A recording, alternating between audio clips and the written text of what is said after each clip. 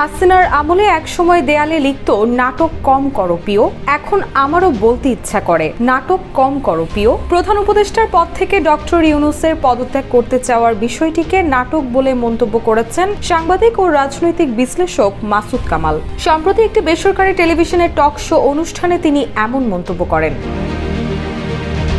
মাসুদ কামাল বলেন, ডক্টর ইউনূস যতভাবে সম্ভব এদেশের মানুষকে অপমান করার চেষ্টা করছেন, আবার উনি শেষ পর্যন্ত পদত্যাগ করার নাটক করলেন। তিনি বলেন, ডক্টর ইউনূস যে পদত্যাগ করবেন সেটা কে বলেছে? নাহিদ ইসলাম কে? উনি একটি রাজনৈতিক দলের নেতা। এইটা নিয়ে সবগুলো মিডিয়া নাচতেছে। পরে তো পরিকল্পনা উপদেষ্টা বললেন না, উনি পদত্যাগের কথা বলেন নাই। এছাড়াও প্রেস সচিবকে বলতে শুনলাম, হ্যাঁ প্রধান উপদেষ্টার পদত্যাগের খবর আমরা পত্রিকায় দেখেছি। তাহলে নাহিদ ইসলাম কি বললেন?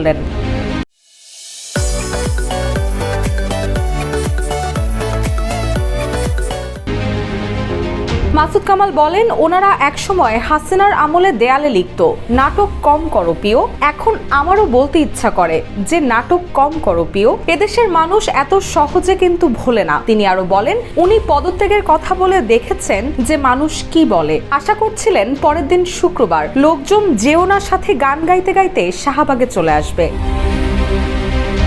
তবে লোকজন আসে নাই, কান্নাকাটিও হয় নাই। তিনি শীতকালের ওয়াজ গরমকালে করেছেন। এটা যদি গত অক্টোবরে করতেন তাইলে অনেকেই যাইতো শাহবাগে আর বলতো আপনি যায়েন না। মাসুদ কামাল বলেন, এখন পর্যন্ত তাকে কেউ বলেনি আপনি যায়েন না, তিনি জীবনেও যাবেন না। না তাড়ানো পর্যন্ত তিনি যাবেন না। কোথায় ধরে তাকে তাড়াবে সেইটা দেখার জন্য অপেক্ষা করেন। রুশাসুর, জয় জয় দিন।